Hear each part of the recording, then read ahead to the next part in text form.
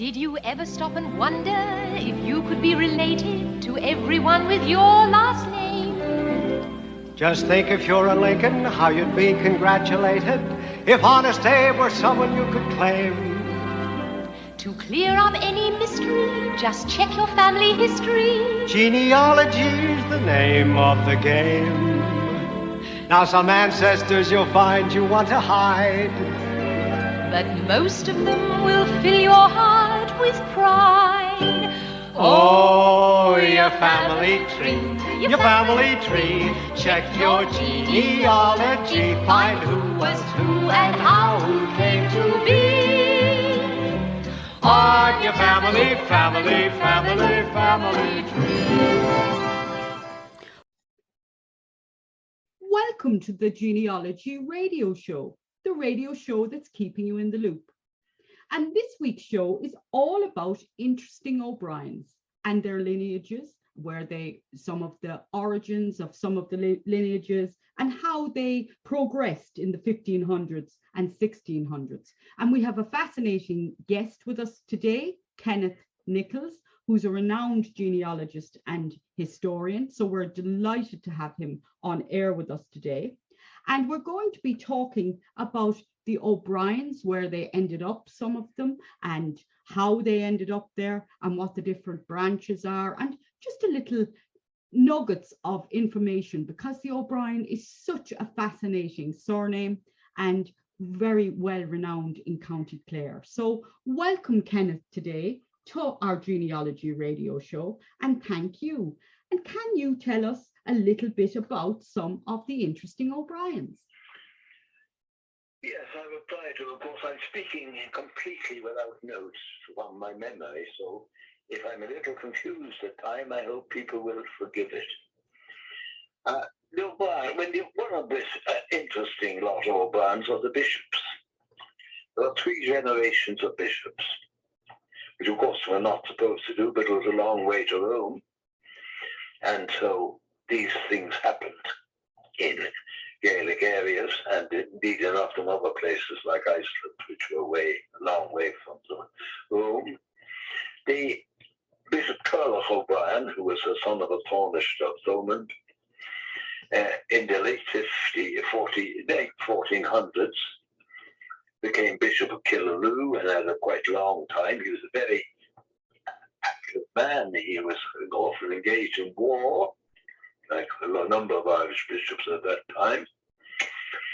And he seems to have married a cousin of his, married unofficially, but we haven't got much information about these O'Briens. Later genealogists tried to suppress them, because at that time it was the thought of having, with the Counter-Reformation, the thought of a bishop having children was not well reported among Catholics. So they were airbrushed out. Anyway, his son Mahoon went for another clerical career, and he became Bishop of Kilmacduagh. And his son, the second Turler, became Bishop of Killaloe, like his grandfather. So we were 3 generations of bishops there. And his sons, that Turler, the third Turler, married unofficially, I presume, Lionel's daughter of the first Earl of Thomond, Lord O'Brien. So it wasn't any question of having children by a concubine of the poor lord from the lower classes. She was an aristocrat like himself. But his son did not go for a clerical career. That was Mahoon MacAnaspa, who was a very tough character. He was a thorn in the side of the English administration. He was eventually killed in his own castle of Clundoon near Bunny by Sir Richard Biggin, the governor. He was shot, wasn't he? Character too. Was he shot, Kenneth? He was shot. Was he one of the early shootings, or how did Bingham kill him? He besieged the castle and he was killed in the resisting. Yes. Defending it. Yes, I think he was killed in the top of it through some type of artillery as well. So just yes, he would have had artillery. That was the thing. Yes. It took Irish a bit of time to realise you couldn't defend an old-fashioned castle against artillery. Yes, and they did last a lot longer because of that. They were hard to get to. The castles were often built on very unstable. Well, Ireland was over most of Ireland at that time.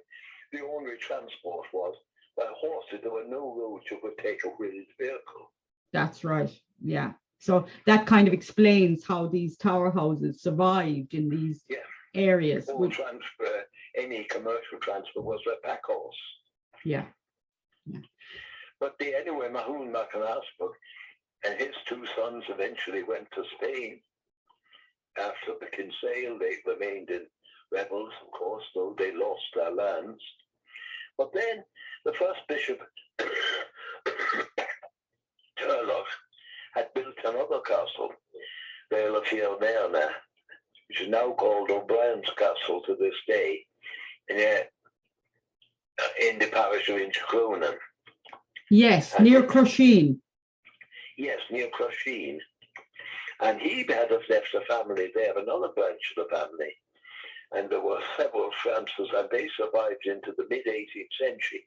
It was very hard to find out anything about them. I can't find a recorded pedigree of them, and that could be because they were ashamed at that time of having descended from the bishop.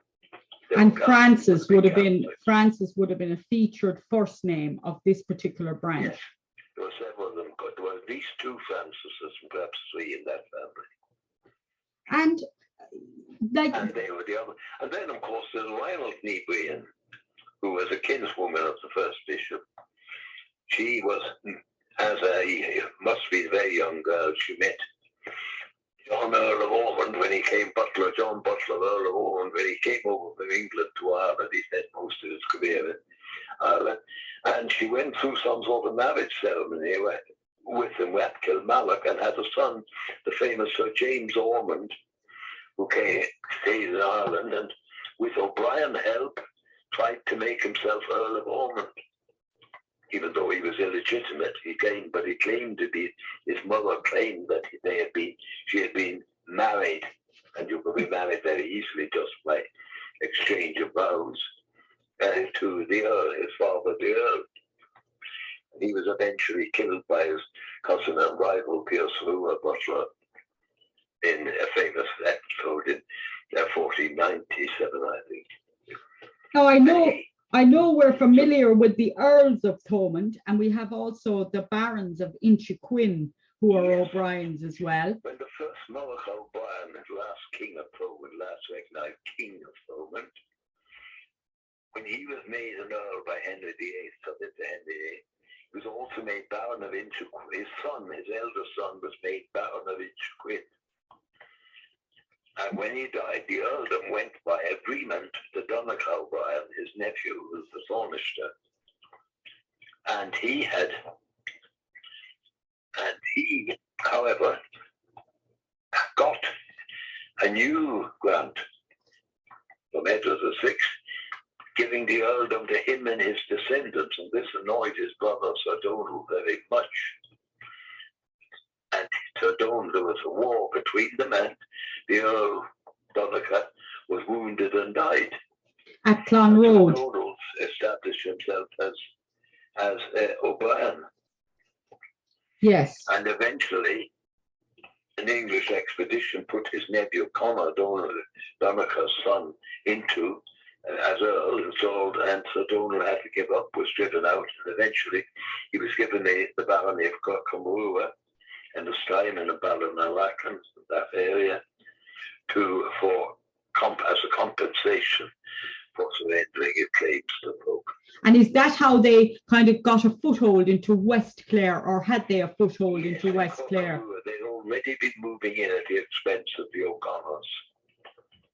But now they were moving in again moving in a big way, yes. In the 16th century. And what about Turlough? What about Turlough O'Brien, another Turlough who ends up in West Clare around this time? He seems to be. That was Sir Donald's son. Yes. Sir Turlough O'Brien. He was a Protestant.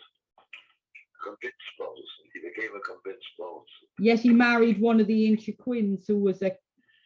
He married a Lynch lady, I think, from Galway. He also married, didn't he marry one of the Inchiquins as well, and they were divorced? Oh, he did. That was his last wife. She left him. Yes. And she left him for Murdoch O'Brien of the Ara family, the Maccabeans of Ara, who was a rival line, established in North Tipperary at the other side of the Shannon. And Murdoch O'Brien, that Murdoch O'Brien, was an interesting man too, because he became a Protestant and Queen Elizabeth appointed him as Bishop of Killaloe, which was very convenient when Sloania ran away from Sir Turlough. The bishop gave her an annulment. So he gave his own wife an annulment. And then he married her himself. Very useful indeed. Very. And she, you have the interconnections with the Cusacks, with the family as well, so on, with the O'Briens coming into prominence at this time, and also the Cusack family. Oh, yes. Yes. No, the Cusacks come in first connection with the McNamaras. Do they? But that's how they move into Clare. Okay. Yeah. So, interesting. Janet Cusack. So John McNamara marries a Cusack who succeeded his father by English law. That's right. He was only a boy when his father was McNamara chief. Another John dies. And he married a Cusack lady. And also the O'Briens are very much, it's as we've often discussed, the replication of the first names, Donogh, Turlough. Oh, yes. Morrock.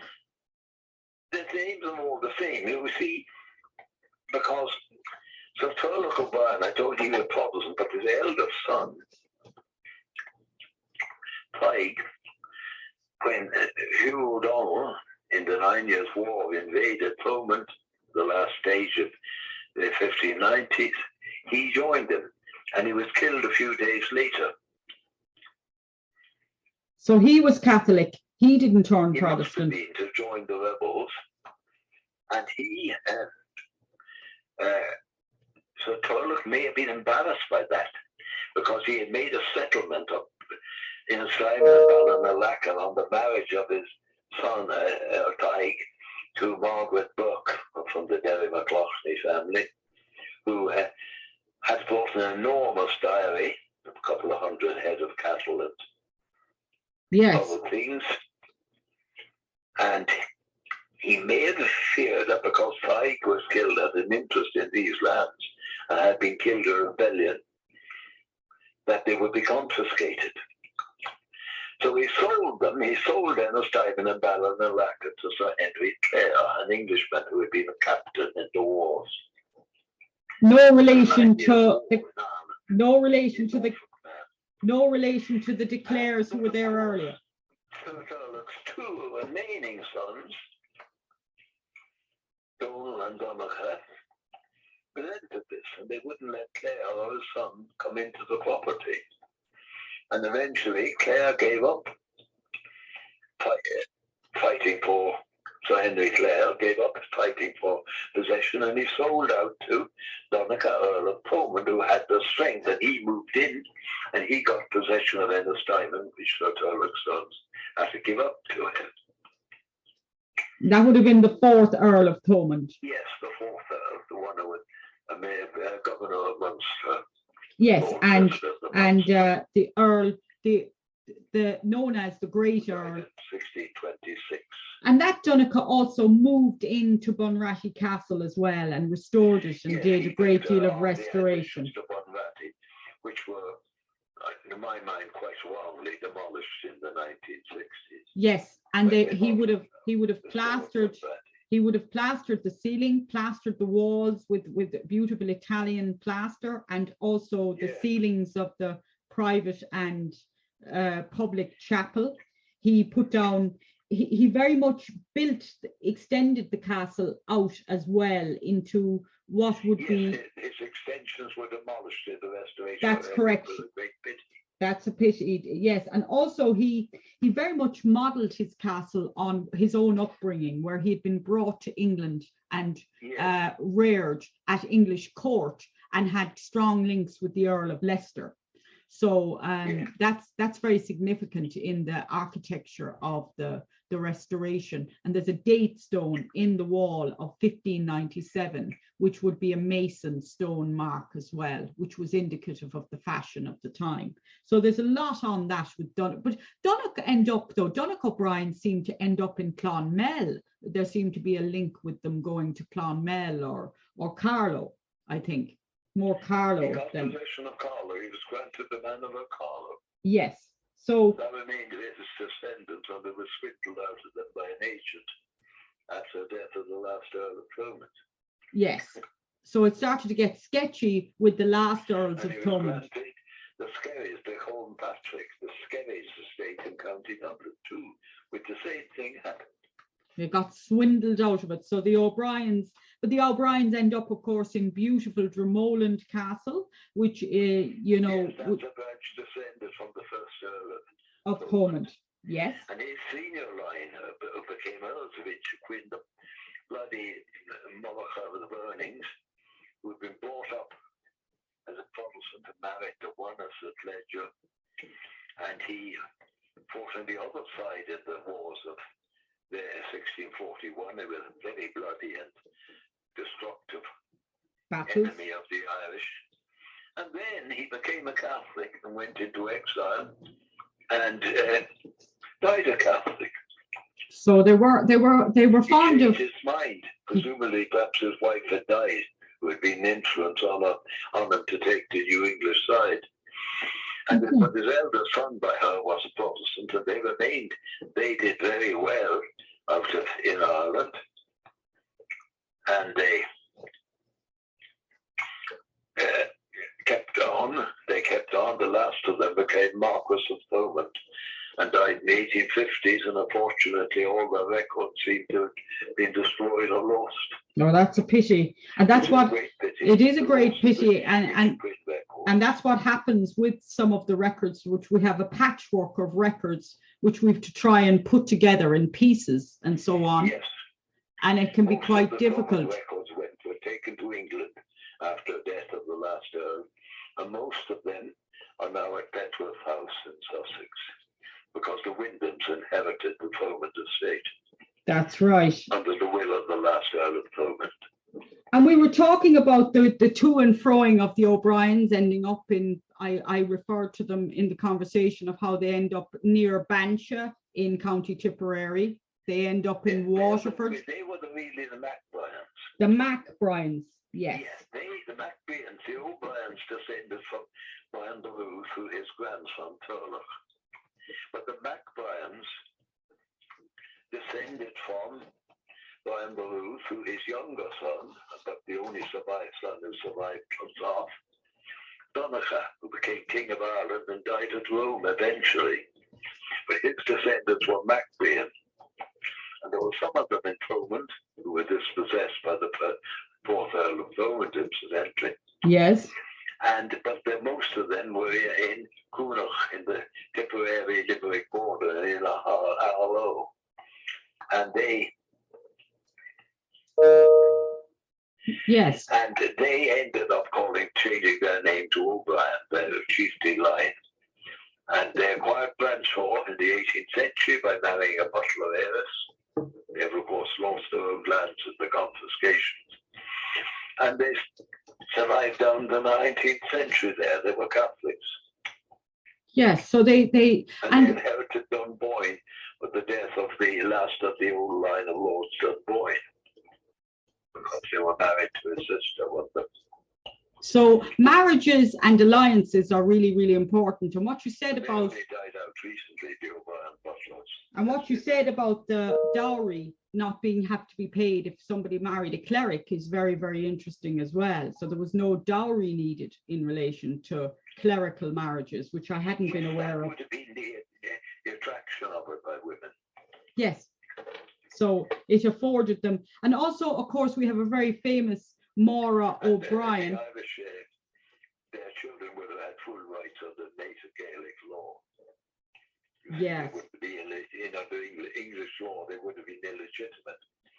As you can see from the O'Shaughnessy succession, because the daughter of the first Earl, I think her name was Orma of was Abbess of Killaloe, the O'Brien nun's house near Ennis. And she, after it was dissolved, it was granted to her father. She left and she married O'Shaughnessy. And then later, after she had a son by him, she got a dispensation from the Pope, releasing her from her vows. And she had more sons, and there was a long dispute between those two sons in English law because the eldest was still illegitimate in English law. And there was a great emphasis placed on English law, on legitimacy. So yes, that's something. After the establishment of Elizabeth law, it took a long time to take place. Yes. It wasn't really completed till after 1603. So that's kind of important to note, that Irish inheritance and English inheritance is a very different matter to some extent for our listeners to understand that the emphasis on legitimacy is paramount in English law and very adhered to, but in Irish inheritance it may not be. And that's something that our listeners may find it difficult to understand, but it's just a fact of where inheritance goes. So I know, Kenneth, we'll have you back on, and we're looking forward to that. And thank you very much for your input today on interesting O'Briens in the 1500s and 1600s. Oh, well, we have an awful lot more to talk about during the course of our summer, and we'll focus on these Irish surnames. So it's really important to understand how they change and go backwards and forwards with land ownership, that they might have been in West Clare, then they were out of it. Who had a large number of men who fathered her children, including her cousins, and apparently her own father too. Oh yes, a great deal of things. 2 sons by her own father. Yes, and these are the things that end up, they cause havoc in the DNA world when people are coming down into looking at that, because that shows that, and it becomes quite difficult to work out the bloodlines and the analytical and analyze things. Their cousins to an incredible amount. Yes. They were very endogamous, very intermarried within themselves in the 1600s and 1500s and 1600s. Yes. O'Brien's always married O'Brien's. Yes. Well, thank you very much, Kenneth, for that. And listeners, I appreciate your support for our show. The show is podcast out on a Sunday, and we look forward to your questions. And thank you very, very much, Kenneth, for being on our show today.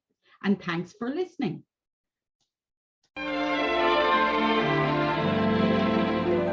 Did you ever stop and wonder if you could be related to everyone with your last name? Just think, if you're a Lincoln, how you'd be congratulated if Honest Abe were someone you could claim. To clear up any mystery, just check your family history. Genealogy's the name of the game. Now some ancestors you'll find you want to hide, but most of them will fill your heart with pride. Oh, your family tree, your family tree. Check your genealogy, find who was who and how who came to be. On your family tree.